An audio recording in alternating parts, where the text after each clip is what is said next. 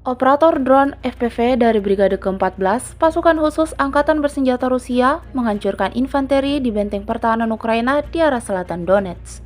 Rekamannya ramai beredar di media sosial Telegram pada Sabtu 31 Agustus 2024. Dalam rekaman tersebut, memperlihatkan adegan yang sudah menjadi pemandangan biasa setiap harinya.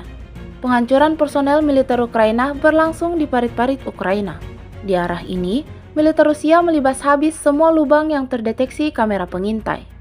Tak terhitung ada berapa kali militer Rusia melemparkan granat. Namun dapat dipastikan, serangannya ini memusnahkan semua yang ada di titik target.